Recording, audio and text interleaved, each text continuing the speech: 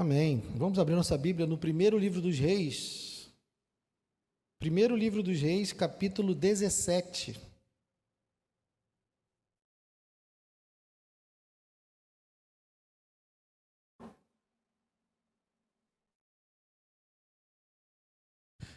Primeiro livro dos Reis, capítulo 17. Vamos ler o capítulo todo até o verso 24, do 1 ao 24. Primeiro livro dos Reis, capítulo 17, do verso 1 ao verso 24. Diz assim: Então Elias, o tesbita, dos moradores de Gileade, disse a Acabe: Tão certo como vive o Senhor, Deus de Israel, a quem eu sirvo, não haverá orvalho nem chuva nos próximos anos, a não ser quando eu disser.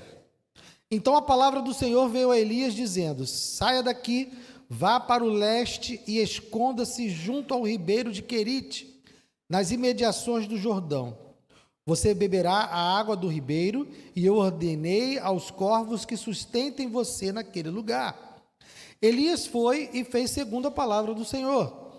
Retirou-se e ficou morando junto ao ribeiro de Querite, nas imediações do Jordão. Os corvos lhe traziam pão e carne pela manhã, bem como pão e carne ao anoitecer. E ele bebia a água do ribeiro. Mas passados alguns dias, o ribeiro secou, porque não chovia sobre a terra. Então a palavra do Senhor veio a Elias, dizendo: Levante-se e vá a Sarepta, que pertence a Sidom, e fique por lá. Ali ordenei uma viúva que dê comida para você. Então ele se levantou e foi a Sarepta. Chegando ao portão da cidade, encontrou uma viúva que estava apanhando lenha. Ele a chamou e lhe disse: Por favor, traga-me um pouco de água numa vasilha, para que eu possa beber. Quando ela já estava indo buscar a água, Elias a chamou e disse: Traga-me também um bocado de pão, por favor. Porém ela respondeu: Tão certo como vive o Senhor, seu Deus, não tenho nenhum pão assado. Tenho apenas um punhado de farinha numa panela e um pouco de azeite num jarro. E como você pode ver, apanhei 2 pedaços de lenha e vou preparar esse resto de comida para mim e para o meu filho. Vamos comer e depois morreremos de fome. Elias disse a ela: Não tenha medo. Vá e faça o que você disse, mas primeiro faça um pãozinho com o que você tem e traga-o para mim. Depois prepare o resto para você e para o seu filho, porque assim diz o Senhor, Deus de Israel: a farinha da panela não acabará e o azeite do jarro não faltará, até o dia em que o Senhor fizer chover sobre a terra. A viúva foi e fez segundo a palavra de Elias. Assim comeram ele, ela e sua casa durante muitos dias. A farinha da panela não acabou, o azeite do jarro não faltou, segundo a palavra do Senhor anunciada por meio de Elias. Depois disso, o filho da mulher, dona da casa, adoeceu, e a doença dele se agravou tanto que ele morreu. Então a mulher disse a Elias: O que foi que eu fiz a você, homem de Deus? Você veio aqui para trazer à memória a minha iniquidade e matar o meu filho? Elias respondeu: Dê-me o seu filho. Ele o tomou dos braços dela e o levou para cima ao quarto, onde ele mesmo se hospedava, e deitou em sua cama. Então clamou ao Senhor e disse: Ó Senhor meu Deus, por que afligiste tanto esta viúva, com quem me hospedo, matando o filho dela? Estendendo-se 3 vezes sobre o menino, chamou o Senhor e disse: Ó Senhor meu Deus, peço-te que restituas a vida a esse menino. O Senhor atendeu a voz de Elias, a vida foi restituída ao menino e ele reviveu. Elias tomou o menino e o levou do quarto até a casa, entregou-o à mãe dele e disse: Veja, o seu filho está vivo. Então a mulher disse a Elias: Agora eu sei que você é um homem de Deus e que a palavra do Senhor na sua boca é verdade. Pai amado, obrigado, ó Deus, por essa passagem. Que o Senhor nos ilumine e nos guarde, que o Senhor fale conosco nessa noite, para a glória do teu nome. Deus, precisamos ouvir a tua voz. Então, Senhor, me anule, que não seja eu, mas que seja o Senhor, que seja o teu Espírito a nos ensinar nessa noite. E não apenas ensinar, mas transformar, edificar, corrigir. Ó Deus, pelo poder da tua palavra. É que eu te peço, Senhor, e já te agradeço em nome de Jesus. Amém. Pode sentar, querido.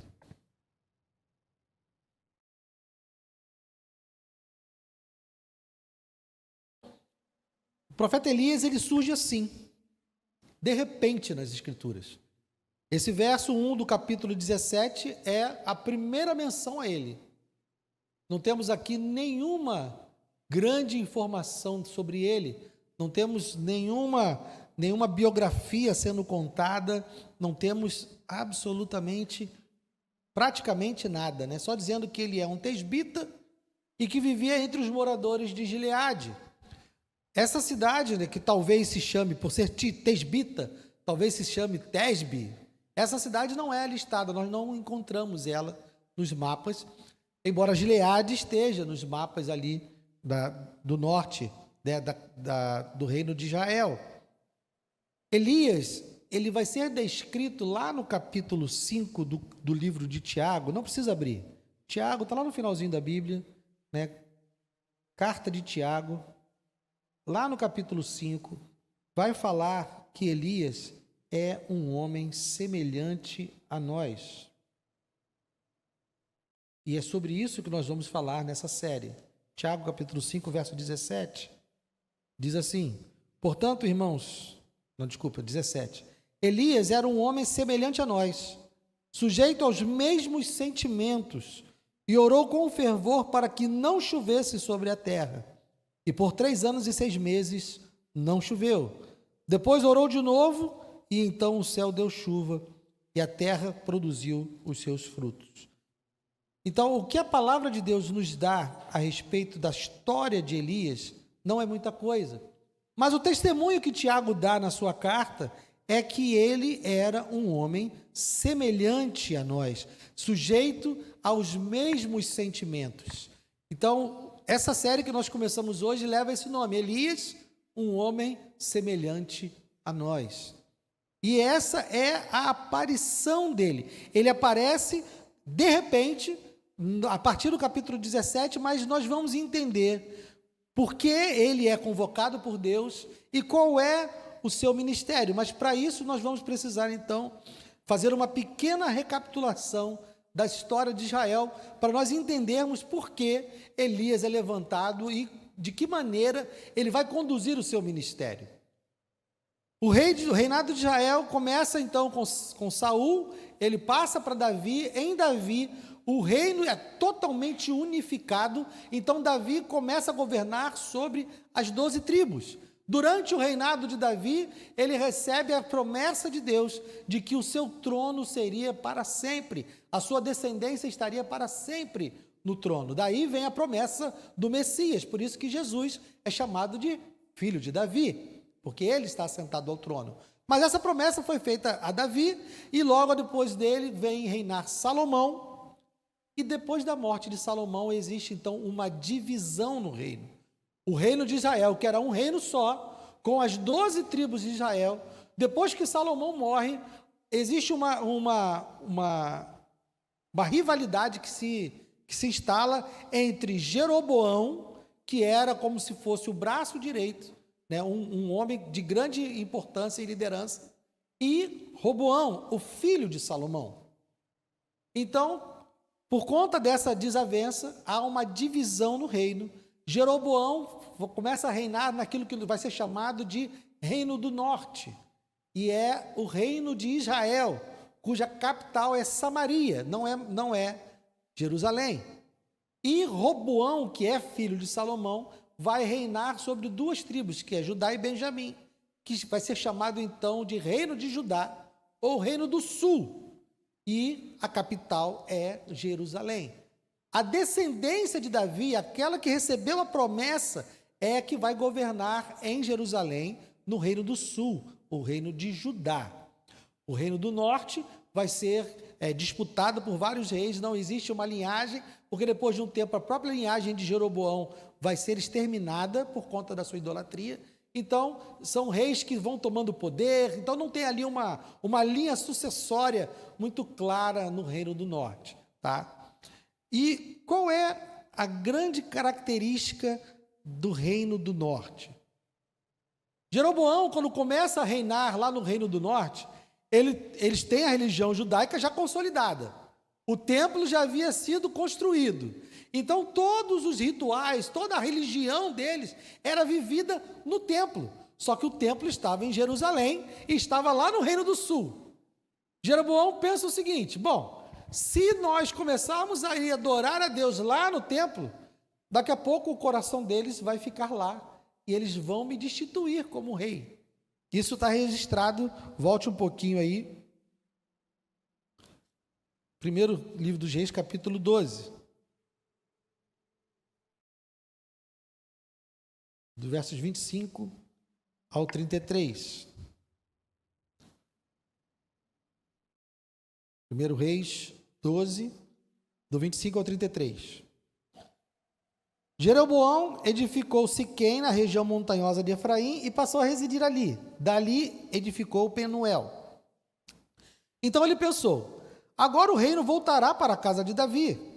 Se esse povo subir para fazer sacrifícios na casa do Senhor, em Jerusalém, o coração deles se voltará para o Senhor deles, para Roboão, rei de Judá. Eles me matarão e voltarão para ele, para o rei de Judá. Por isso, depois de se aconselhar, o rei fez 2 bezerros de ouro e disse ao povo: basta de subir a Jerusalém. Eis aqui os seus deuses, ó Israel, que tiraram vocês da terra do Egito, pois um em Betel e outro em Dan. E isso se tornou um pecado, pois o povo ia até Dan, cada um para adorar o bezerro. Jeroboão fez também santuários nos lugares altos, e dentre o povo constituiu sacerdotes que não eram filhos de Levi.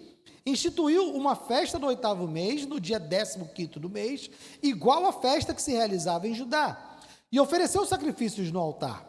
Fez o mesmo em Betel e ofereceu sacrifícios aos bezerros que havia feito.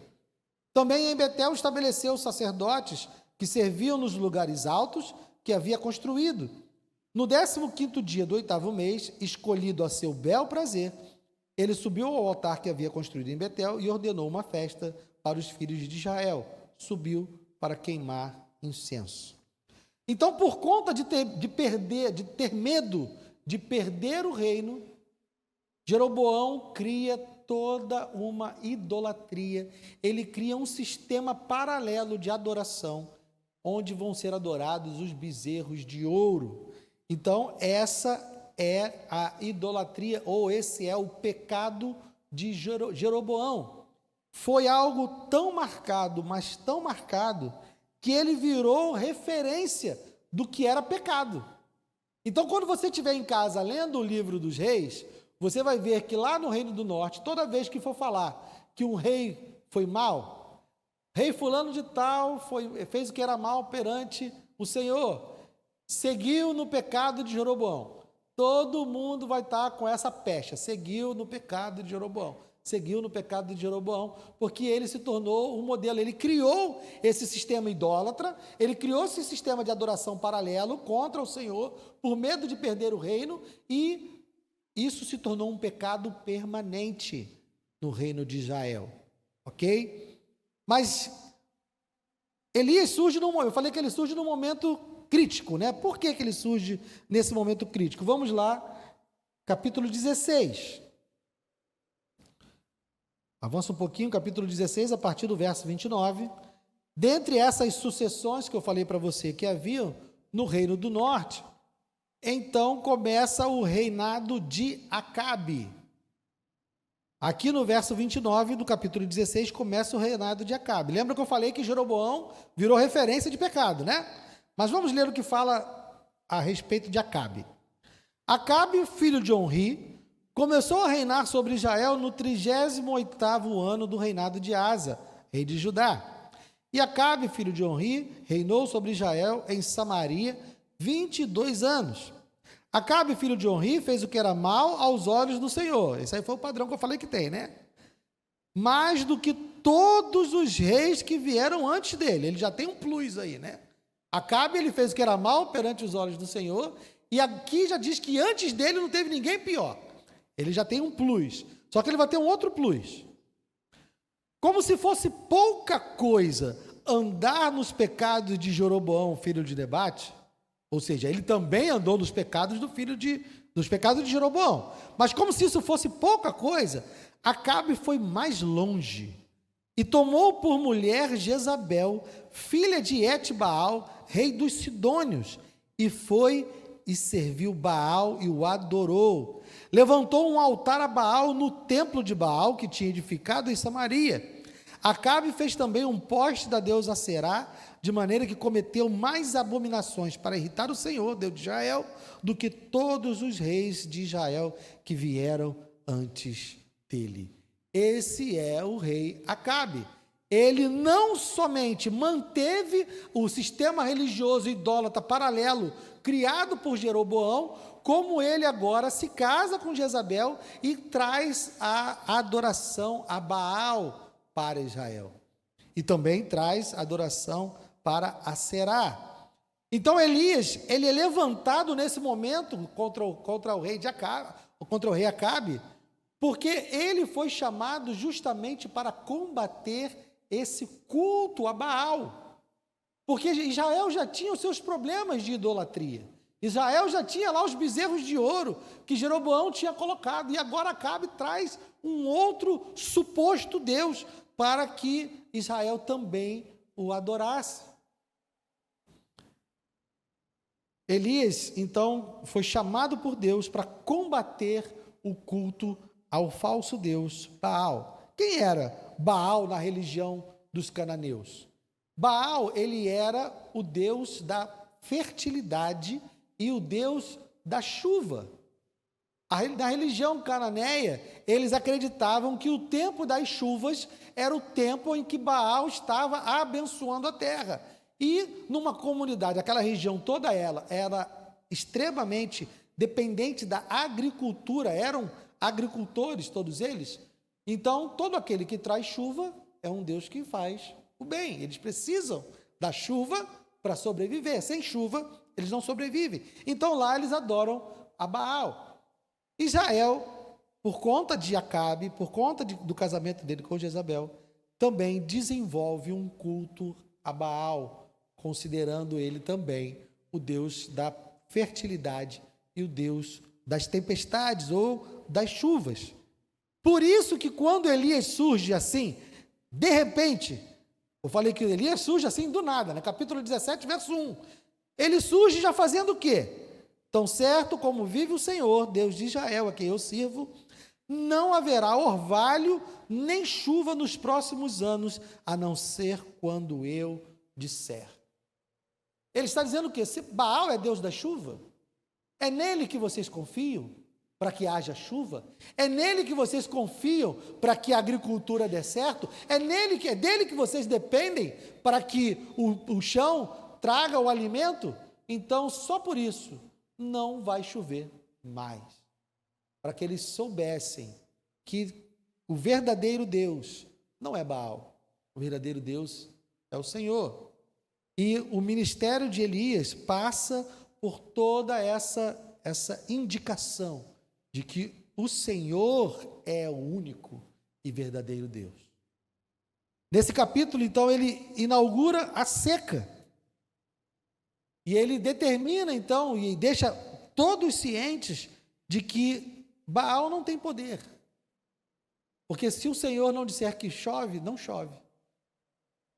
E não importa a quem eles cantem, a quem eles dancem, a quem eles prestem culto. Quem determina se chove ou não chove é o Senhor. Mas enquanto Deus dá esse tratamento para a nação, ele decreta então que não vai chover, enquanto Elias não disser que vai chover. E o ministério público de Elias é como se ele desse uma pausa, né? Ele aparece publicamente no verso 1 e dá então a palavra que Deus manda, de trazer a seca. Mas depois disso ele se recolhe. O povo fica lá só com a seca. O profeta apareceu, disse que ia ter a seca começa e o profeta mete o pé, porque Deus mandou, né? Que ele saiu. Então, no verso 2 diz: então a palavra do Senhor veio a Elias dizendo: saia daqui, vá para o leste, esconda-se junto ao ribeiro de Querite, nas imediações do Jordão. Você beberá água do ribeiro, e eu ordenei aos corvos que sustentem você naquele lugar. Deus, enquanto está tratando a nação de Israel, enquanto está demonstrando quem é o único e verdadeiro Deus para Israel, Ele também vai fazer isso com o profeta. Ele está lidando aqui com a nação e está lidando também com o coração do profeta.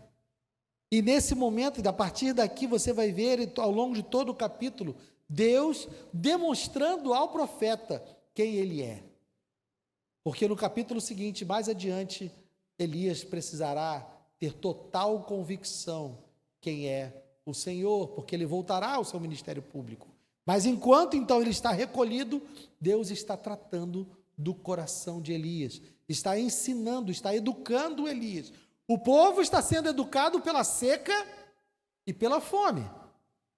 Elias está sendo educado pelo cuidado, educado pelos sinais do Senhor. Então, o primeiro momento é quando ele está sendo alimentado pelos corvos. Ele fica junto ao ribeiro e os corvos trazem o café da manhã, trazem o almoço, né? E a janta. Os corvos, verso 6, os corvos lhe traziam pão e carne pela manhã, bem como pão e carne ao anoitecer, e ele bebia da água do ribeiro. Ele estava completamente cuidado pelo Senhor ali. Mas no verso 7 nós vimos que o ribeiro secou, porque os rios dependem das chuvas.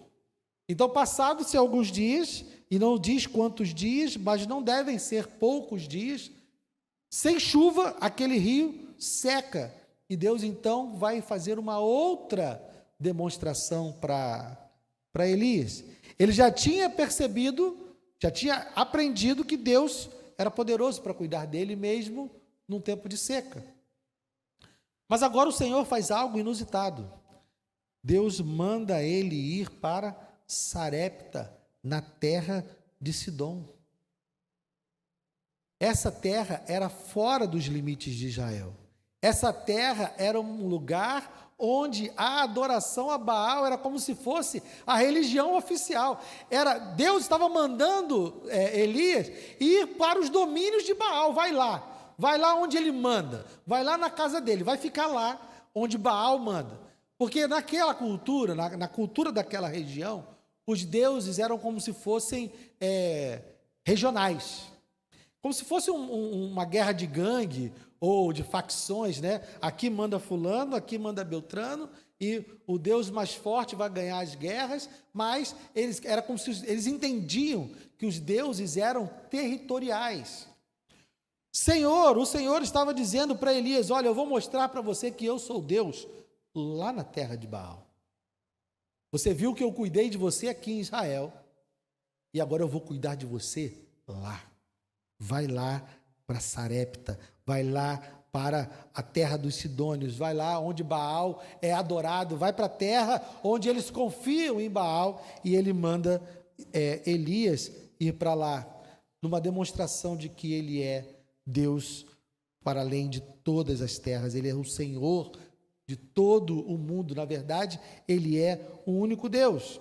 Verso 8, então a palavra do Senhor veio a Elias dizendo: levante-se e vá a Sarepta, que pertence a Sidom, e fique por lá. Ali ordenei a uma viúva que dê comida para você. Então ele se levantou e foi a Sarepta. Chegando ao portão da cidade, encontrou uma viúva que estava apanhando lenha. Ele a chamou e lhe disse: por favor, traga-me um pouco de água numa vasilha para que eu possa beber. Quando ela já estava indo buscar a água, Elias a chamou e lhe disse: traga-me também um bocado de pão, por favor. Porém ela respondeu: tão certo como vive o Senhor, seu Deus, não tenho nenhum pão assado. Tenho apenas um punhado de farinha numa panela e um pouco de azeite num jarro. E como você pode ver, apanhei 2 pedaços de lenha e vou preparar esse resto de comida para mim e para o meu filho. Vamos comer e depois morreremos de fome. O que Elias encontra lá? A seca que ele tinha determinado sobre Israel também estava acontecendo na terra de Baal. Deus estava demonstrando que ele não tinha poder apenas sobre o território de Israel, ele tinha poder sobre todo lugar, sobre todas as terras. Então Elias chega lá e encontra: caramba, eu falei que não ia chover lá em Israel, mas também não está chovendo aqui. E percebam a dependência que há das chuvas. Aquela família estava prestes a morrer, porque não tinha mantimento, não tinha colheita. E a Bíblia não nos diz, não fala de números, mas nós vimos lá em Tiago que ficou 3 anos e 6 meses sem chover naquele lugar. Numa sociedade que é totalmente dependente da agricultura e do gado também, que precisa da relva para comer e da água, nós não temos ideia da mortandade que foi. Essa mulher estava completamente conformada que ia comer aquele último bocado, ia preparar ali aquela farinha e aquele azeite. Ela estava certa de que iria morrer, porque muito provavelmente ela já tinha visto muita gente morrer. E provavelmente muita gente morreu nesse período, tanto em Israel quanto lá em Sarepta, em toda a região. Então Elias diz para ela, e começa a sua fala para ela dizendo: não tenha medo. Elias já tinha visto o cuidado de Deus sobre ele, lá no ribeiro. Ele já tinha visto o poder de Deus sobre o poder de Baal, decretando a seca e a seca vindo. Ele já tinha visto que Deus estava governando também sobre aquelas terras e não somente sobre a terra de Israel. Então, em seu coração, ele diz: não tenha medo, porque ele sabia que Deus ia cuidar, porque Deus tinha dito o que para ele? Eu mandei que uma viúva te desse comida. Então, Elias estava tranquilo, Elias estava confiante. Ele precisava agora falar com a mulher. Disse: não tenha medo, vá e faça o que você disse, mas primeiro faça um pãozinho com o que você tem e traga-o para mim. Imagina, a mulher estava indo dar comida para o filho dela. Aí ele fala: não, antes de você dar comida para ele, para o seu filho, para você, faz um pão para mim. Depois prepara o resto para você e para o seu filho. Mas ele faz aqui uma promessa: porque assim diz o Senhor Deus de Israel: a farinha da panela não acabará, e o azeite do jarro não faltará, até o dia que o Senhor fizer chover sobre a terra. E o que a viúva fez? Ela creu, ela confiou. A viúva foi, verso 15, a viúva foi, fez segundo a palavra de Elias. Assim comeram ele, ela e sua casa durante muitos dias. A farinha da panela não acabou, o azeite do jarro não faltou, segundo a palavra do Senhor anunciada por meio de Elias. Deus demonstra aqui, mais uma vez, que a provisão dele é uma provisão que não depende nem mesmo da chuva, não depende nem mesmo da água, porque Elias estava sendo mantido.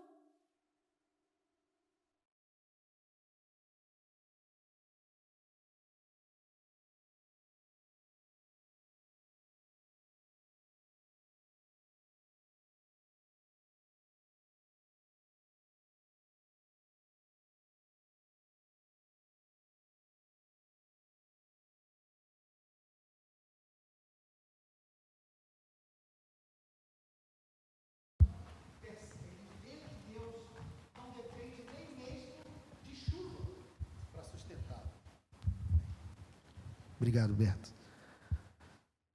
Deus está demonstrando para Elias que ele não precisa nem mesmo fazer chover. Quando Deus quer prover, quando Deus quer cuidar, quando Deus quer alimentar, ele não precisa seguir nem mesmo as regras que ele mesmo criou de chuvas, de sol, de estações do ano, de nada. Deus está demonstrando para Elias que ele é totalmente soberano. E ele pode sustentar quem ele quiser, como ele quiser, mesmo que não chova. Não importa se choveu ou não. Isso, para quem tem uma mente rural, para quem tem uma mente de agricultura e de pecuária, isso é algo espantoso, porque eles não conseguiriam conceber a vida sem isso. Mas Deus está demonstrando para ele e para a viúva também, que ele não precisa nem mesmo fazer chover, ele não precisa nem mesmo do gado. Ele, com um pouquinho de farinha e um pouquinho de azeite, ele sustenta uma casa pelo tempo que ele quiser, porque aquela farinha não se acabou e aquele azeite não terminou. Mas então vem o outro desafio. Deus ainda quer mostrar algo maior para o profeta. Ele está preparando o profeta e ele vai mostrar ainda algo maior. Verso 17. Depois disso, o filho da mulher, dona da casa, adoeceu. E a doença dele se agravou tanto que ele morreu. Então a mulher disse a Elias: o que foi que eu fiz a você, homem de Deus? Veio aqui para trazer à memória a minha iniquidade e matar o meu filho. Percebam a consciência da viúva. Volte um pouquinho lá. Deixa eu ver aqui qual o verso.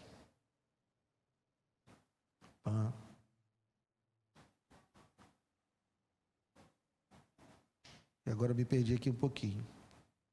Fui querer improvisar, me perdi. Mas a consciência da viúva aqui, que ela diz: olha, você veio aqui trazer à memória a minha iniquidade. Ela sabia que Elias era um profeta do Senhor. Eu estou procurando esse versículo aqui que eu já li, mas nós já lemos. Ela, 18? 12. Vamos lá, verso 12. Tão certo como vive o Senhor, seu Deus. Então vê, a viúva sabia que Elias era um profeta do Senhor. Ela fala a respeito do Senhor como sendo o Deus dele, mas ela conhece o Senhor, ela sabe que ele é um profeta do Senhor, e quando o seu filho morre, ela tem uma consciência de pecado, porque ela viu o poder de Deus, ela viu quem é o verdadeiro Deus, e quando o seu filho morre, ela se vira para o homem de Deus e fala: você veio fazer Deus lembrar do meu pecado?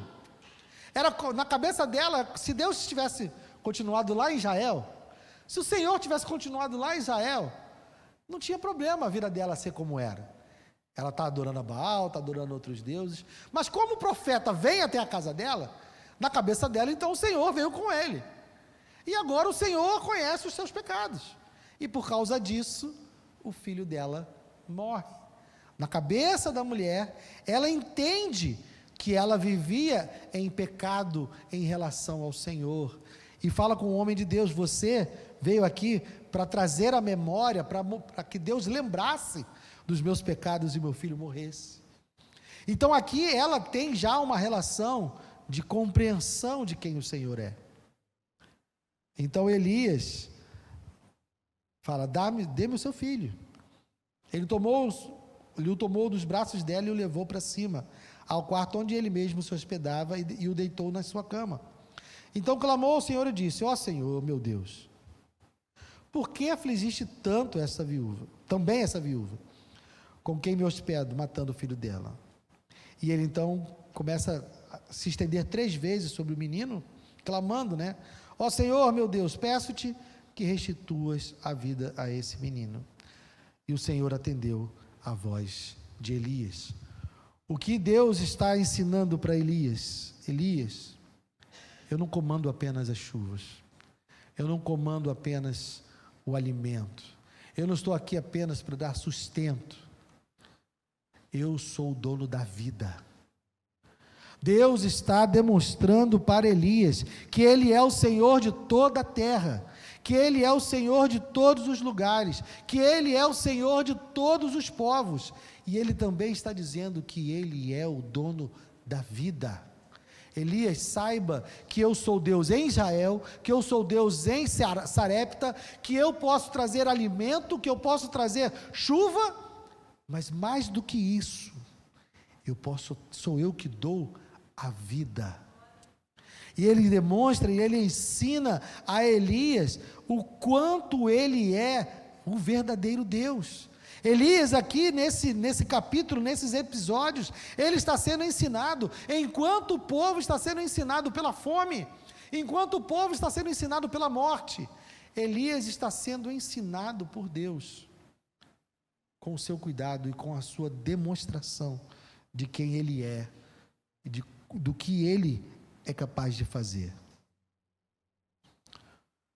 E Elias está vendo que o relacionamento com o Senhor tem muito mais a ver com a fé do que com a etnia. Porque o que aconteceu também aqui em contraste, o povo de Israel, por ter depositado a sua fé em Baal e não no Senhor, foi privado das chuvas, perdeu o seu sustento. A viúva de Sarepta, não sendo judia, não sendo israelita, não sendo do povo de Deus, porque creu, porque confiou na palavra do profeta, ela foi sustentada.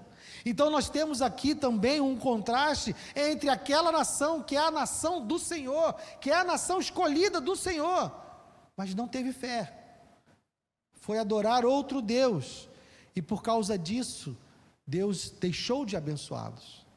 E por outro lado, nós temos uma mulher que era da religião cananeia, que era alguém que adorava Baal, que era alguém que conhecia o Senhor, mas confiou na palavra do profeta, e por causa disso a sua casa foi mantida e foi sustentada, e o seu filho que havia morrido, também foi ressuscitado.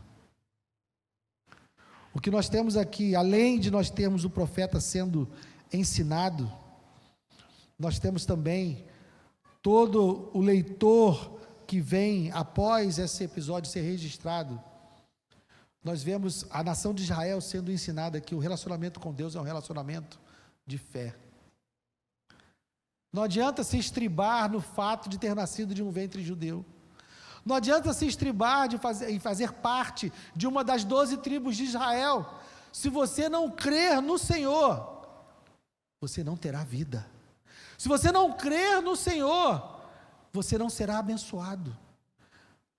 E era isso que Deus estava demonstrando aqui também. Porque Israel abandonou a Deus sendo o povo de Deus.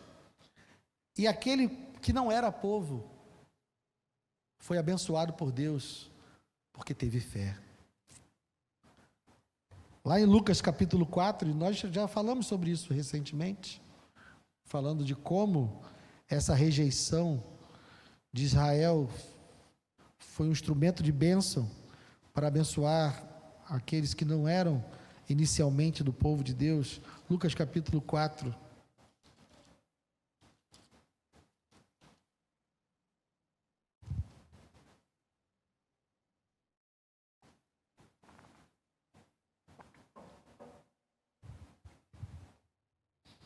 Não vou ler o trecho todo, apesar que temos tempo.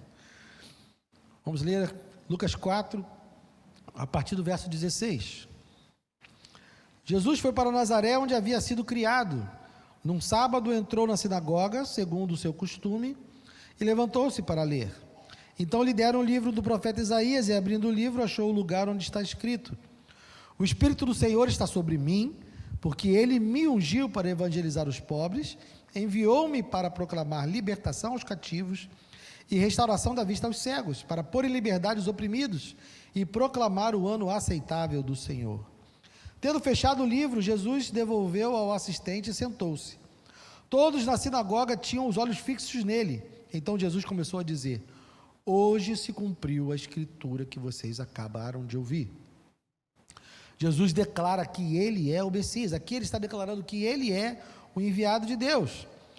Verso 22, todos davam testemunho dele, se maravilhavam das palavras cheias de graça que lhe saíam dos lábios e perguntavam: Não é esse o filho de José? Então Jesus disse: Sem dúvida, vocês citarão para mim o provérbio: médico, cure-se a si mesmo. Dirão: tudo que ouvimos que você fez em Cafarnaum, faça-o também aqui na sua terra. E Jesus prosseguiu: De fato afirmo a vocês que nenhum profeta é bem recebido na sua própria terra. Na verdade lhes digo que havia muitas viúvas em Israel no tempo de Elias, quando o céu se fechou por 3 anos e 6 meses, reinando grande fome em toda a terra. E Elias não foi enviado a nenhuma delas, a não ser a uma viúva de Sarepta de Sidom. E aqui Jesus cita o exemplo da história que nós ouvimos hoje, da história sobre a qual nós meditamos hoje. O que Jesus está nos dizendo aqui é que a rejeição, o fato do povo escolhido, do povo de Deus, ter rejeitado, não ter crido, não ter confiado no Senhor, fez com que o Senhor fosse abençoar outras nações, abençoar aquela mulher lá de Sarepta de Sidom. Isso nos indica também que Deus não é o Senhor apenas de Israel, Deus é o Senhor de toda a terra. O Senhor não é o Salvador apenas de Israel, Ele é o Salvador de toda a terra. E isso não tem nada a ver com o seu lugar de nascimento, isso não tem nada a ver com a sua ascendência, quem são os seus ancestrais. Isso tem a ver com a sua fé. Se você crer no Senhor, se você confiar no Senhor, se você dedicar a sua vida a Ele, você encontrará as bênçãos do Senhor. Mas se você não crer, se você não crer que o Senhor é Deus, se você não crer que Jesus é Deus, se você não crer que Jesus é aquele que veio para pagar o preço do nosso pecado, você será abandonado à sua própria sorte. Você está por si só, você está sozinho, você está lutando com as suas próprias forças. E lutando com as suas próprias forças, você estará como a viúva de Sarepta, que na sua força só tinha como fazer mais um bolinho e depois ia morrer. Mas quando ela creu, ela viveu. Ela não tinha somente um bolinho, ela tinha a provisão de Deus na vida dela. Nós, na nossa própria força, nós morremos. Nós, na nossa própria capacidade, nós vamos morrer. Nós precisamos crer no Senhor. Precisamos descansar nele, confiar nele, sabendo que ele é o único e verdadeiro Deus. E enviou o seu Filho para morrer em nosso lugar e pagar o preço do nosso pecado. E assim nós teremos vida eterna, vida que não se acaba, vida que dura para sempre, porque Ele é o dono da vida e Ele é o único que pode fazer isso. Amém? Vamos ficar de pé.